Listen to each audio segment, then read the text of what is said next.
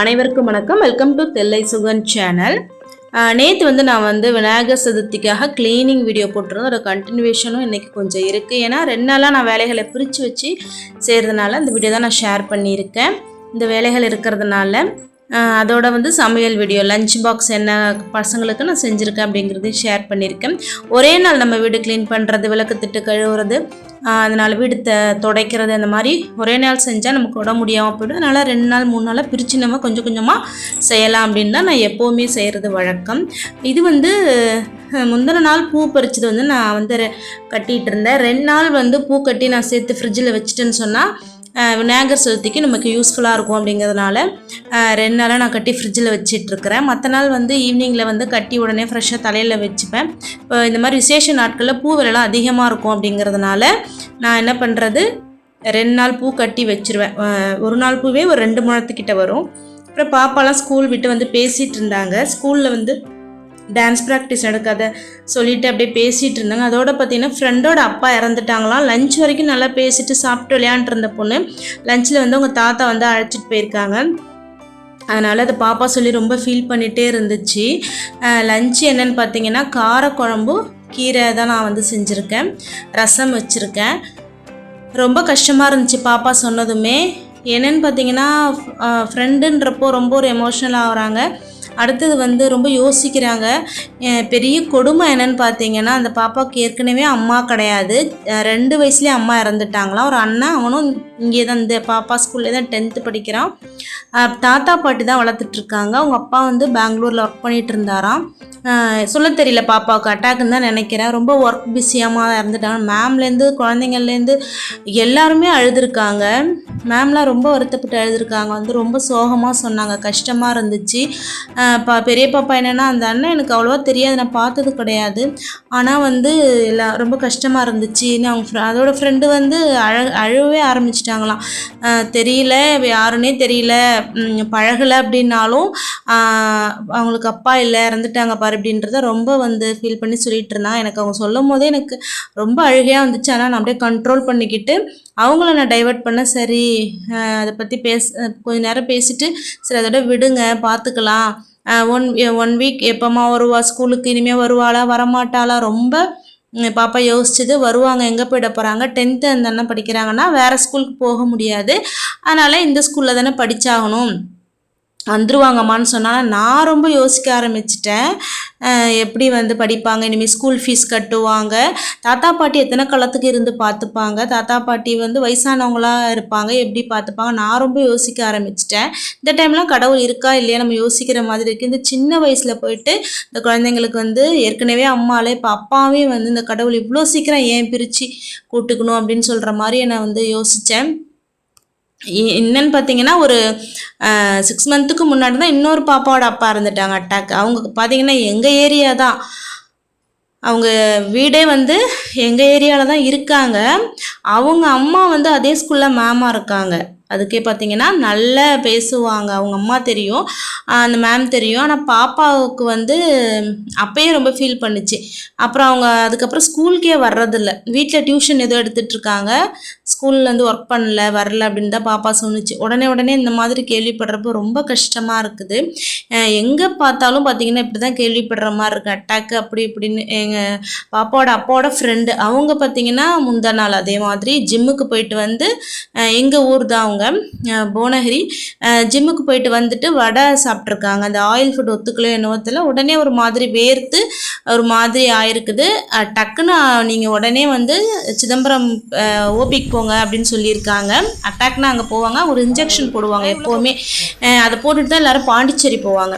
அப்போ ஆட்டோவில் போயிட்டே இருந்திருக்காரு. ஆக்சுவலாக நாங்கள் ஊருக்கு போனால் நாங்கள் ரெகுலராக போகிற ஆட்டோ இது போயிட்டுருக்குறாங்க. ஆட்டோவிலே இறந்துட்டாங்க. போயிட்டு வந்தாங்க பாப்பாவோட அப்போ ரொம்ப வருத்தப்பட்டு இருந்தாங்க. அவங்களுக்கு 2 குழந்தைங்க இருக்காங்க. இவ்வளோ சின்ன வயசுலேயே இவ்வளோ அட்டாக்லாம் வருதுன்றப்போ கேட்குறதுக்கே ரொம்ப கஷ்டமாக இருக்குது. என்ன யோசிக்கிறதுனே தெரியல. பசங்களுக்கு லஞ்செல்லாம் பேக் பண்ணி ஸ்கூலுக்கு வேன் ஏற்றி விடுறதுக்காக நான் கூட்டிகிட்டு போயிருந்தேன். ஏன்னா அந்த பாப்பாட்ட ஹோம்ஒர்க்லாம் மாற்றி மாற்றி பேசிப்பாங்க, வாய்ஸ் மெசேஜ் அனுப்பிச்சிப்பாங்க, அதெல்லாம் அப்படியே ஃபோனில் இருக்குது. அதெல்லாம் நான் பார்த்துட்டு இருந்தேன். அந்த பாப்பா வந்து ரொம்ப வந்து நல்லா பேசுவாள். நானும் பெரிய பாப்பா வச்சு சிரிச்சிட்ருப்போம், எப்படி பேசிக்குதுங்க பாருங்க. பெரிய பாப்பா 8th ஸ்டாண்டர்ட் படிக்குது. அவங்க ஃப்ரெண்ட்ஸையே அது வந்து வாடி போடிலாம் கூப்பிட்டுக்க மாட்டாங்க. ஆனால் இது 5th படிச்சுக்கிட்டே வாடி என்னடி போடின்னு பேசிப்பாங்க. அவங்களோட வாய்ஸ் மெசேஜ் பார்த்துட்டு சிரிச்சிட்ருப்போம், சாட் பண்ணிப்பாங்க. அப்போ அதை நாங்களே பார்த்து சிரிச்சிட்ருப்போம். இந்த மாதிரி இந்த மாதிரி ஒரு விஷயன்றப்போ ரொம்ப கஷ்டமாக இருந்துச்சு. இவங்க 2 பேரும் பாருங்கள், டெய்லி நான் வாக்கிங் போகிறப்ப இவங்க பின்னாடியே எனக்கு பாடி கார்டு மாதிரி வர வேண்டியதான். ஒரு குறிப்பிட்ட தூரம் வருவாங்க, அப்புறம் அவங்களுக்கே திரும்பி போகக்கூடாதுன்னு வரமாட்டாங்க, திரும்பி வீட்டுக்கு போயிடுவாங்க.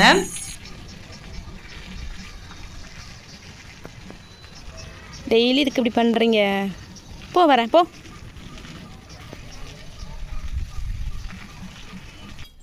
அப்புறம் பூஜை பொருள்லாம் வந்து கழுவுறதுக்கு எடுத்து வச்சுருந்தேன் இல்லையா, அதை கழுவணும். நேற்று வந்து பூஜை ரூம் க்ளீன் பண்ணிவிட்டு இதெல்லாம் கழுவுறதுக்கு ஒரு தாம்பூலத்தில் எடுத்து வச்சுருந்தேன். இன்றைக்கி வெளியில் ஏற்றுற விளக்கு, வெளியில் பூ போடுவோம் இல்லையா, பூ உருளி, அது எல்லாமே அந்த முக்காலே பார்த்திங்கன்னா 2 லக்ஷ்மி விளக்குக்கு, அப்புறம் பூ உருளிக்கு ஒன்று 3 இருக்கும், அது 3 இருக்கும். அப்புறம் தட்டு இருக்கும், சூடா தட்டு இருக்கும். அப்புறம் பார்த்திங்கன்னா சின்ன சின்ன இந்த இது பஞ்ச பாத்திரம் இப்படி எனக்கு சேர்ந்துடும். குத்து விளக்கு 2, அதுதான் மெயினான ஐட்டம். அது கழுவுறதுக்குள்ளே ரொம்ப கை நம்ம சோர்ந்து போயிடும். அப்புறம் இந்த ஷெல்ஃபெல்லாம் க்ளீன் பண்ணேன், ஸ்டவ்வு அதை சுற்றியெல்லாம் எடுத்துகிட்டு க்ளீன் பண்ணேன். ஸ்டவ்வுக்கு மேலே அந்த எண்ணெய் பிசுப்பாக இருக்கும், அதெல்லாம் சோப்பு வச்சு இந்த ஸ்பாஞ்ச் வச்சு க்ளீன் பண்ணால் வந்துடும். சோப்பு வச்சு நல்லா ஸ்பாஞ்சில் தேய்ச்சிட்டு அதுக்கப்புறம் நல்லா துணி வச்சு தொடச்சிட்டோன்னா க்ளீன் ஆகிடும். வீடு ஃபுல்லாக நான் கூட்டி வச்சிட்டோன்னா விளக்கு தட்டு கழுவி முடிச்சுட்டு அப்படியே தொடச்சி விட்டுறலாம். அதனால் ஃபுல்லாக வந்து வீட்டை வந்து ஃபஸ்ட்டு வேலையாக கூட்டி விட்டுருவேன். காலையிலே வந்து நம்ம பசங்களை அனுப்பிச்சிட்டு ஃபஸ்ட்டு வேலையை வீடு கூட்டுறது தான். ஏன்னா அப்படியே தலைக்கீழே வச்சுட்டு போயிடுவாங்க. அதனால் அதை கூட்டினாவே நமக்கு பெரிய வேலை முடிஞ்ச மாதிரி இருக்கும். அப்போ தான் வீடு நமக்கு க்ளீன் பண்ண மாதிரி இருக்கும். அப்புறம் சாதம், மீதமாக இருந்த சாதம், அப்புறம் குழம்பு எல்லாம் தனித்தனியாக எடுத்து வச்சுட்டு அதையெல்லாம் சிங்கில் வந்து பாத்திரத்தை ஃபஸ்ட்டு நம்ம ஒழிச்சு போட்டுட்டு க்ளீன் பண்ணிட்டோம்னா அதுவும் ஒரு மெயினான வேலை முடிஞ்சிடும். ஸ்டவ் எல்லாமே வந்து தொடச்சிட்டேன். இனிமேல் வந்து விளக்கு தட்டு வந்து கழுவி எடுக்கிற வேலை தான். அதில் வந்து விம்லே வந்து லிக்விட் ஒன்று வந்திருக்குது, சுத்தம் அப்படின்ட்டு. அது கொஞ்சம் ரொம்ப தேவையில்லை. ஃபஸ்ட்டு நான் புளி தேய்ப்பேன், இல்லைனா லெமன் தேய்ப்பேன், சபீனா, பீதாம்பரி எல்லாத்தையும் மிக்ஸ் பண்ணி தேய்ச்சிட்ருப்பேன். ஒன்றா தேய்க்கிறப்ப கை விரல்லாம் வலிக்குது. அதனால் இந்த லிக்விட் ட்ரை பண்ணி பார்ப்போன்னு சொல்லிட்டு அதுதான் இப்போ தேய்ச்சிட்ருக்கேன். ஆனால் லிக்விட் வந்து நிறைய போட்டால் தான் பளிச்சுன்னு ஆகுது. அதை போட்டு நான் வந்து தேய்ச்சிட்டு அதோட லெமன் வந்து நான் மிக்ஸ் பண்ணிக்கிட்டேன். என்ன தான் போட்டாலும் லெமன் போட்டால் தான் நமக்கு வந்து பிடிக்கும். அப்புறம் வந்து உப்பு தண்ணி, அது எப்படி நம்ம விளக்குனாலும் காஞ்சிட்டு நம்ம ஒரு துணி போட்டு தொடச்சதும் பளிச்சுன்னு இருக்கும். நாளைக்கு ஏற்றுறப்ப பார்த்திங்கன்னா திரும்ப டல் ஆகிடும். ஏன்னா உப்பு தண்ணி மினரல் வாட்டர்லேயும் கழுவணும்னு சொல்கிறாங்க. சில நேரம் கழுவோம், சில நேரம் அப்படியே வந்து தொடச்சி காய வச்சுருவேன்.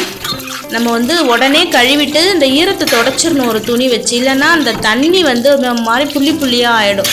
தண்ணியோட நம்ம காயிட்டோன்னு சொல்லி வெளியில் வச்சிட்டோன்னா புள்ளியாக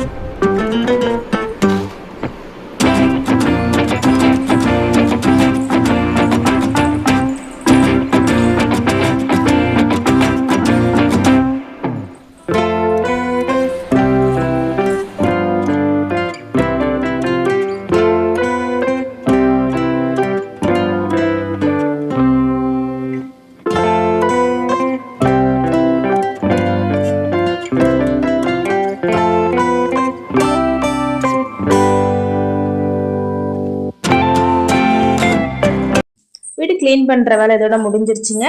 நாளைக்கு வந்து விநாயகர் சதுர்த்தி செலிப்ரேஷன் வீடியோவில் வந்து மீட் பண்ணலாம். வீடியோ எப்படின்னு சொல்லி கமெண்ட்டில் சொல்லுங்கள். மறக்காமல் நம்மளோட சேனலை வந்து சப்ஸ்கிரைப் பண்ணிவிட்டு பாருங்கள். என்னோடய வீடியோ ரொம்ப பிடிச்சதுன்னு சொன்னால் ஒரு லைக்கை மட்டும் மறக்காமல் போட்டுருங்க. அது வேறு ஒன்றும் இல்லை, அதனால் ஒன்றும் ஆகிடாது. லைக் வந்து போட்டிங்கன்னா ரெக்கமெண்டேஷன், என் யூடியூப் வந்து என்னோடய வீடியோ வந்து ரெக்கமெண்டேஷன் பண்ணும், நிறைய பேருக்கு கொண்டு போய் சேர்க்கும். அதனால தான் லைக் வந்து போடுங்க அப்படின்னு சொல்கிறது. லைக்கை மட்டும் தட்டி விட்டுருணுங்க. நெக்ஸ்ட்டு வந்து ஒரு சூப்பரான வீடியோவில் மீட் பண்ணலாம், விநாயகர் சதுர்த்தி செலிப்ரேஷன் வீடியோவில். தேங்க்ஸ் ஃபார் வாட்சிங். தேங்க்யூ.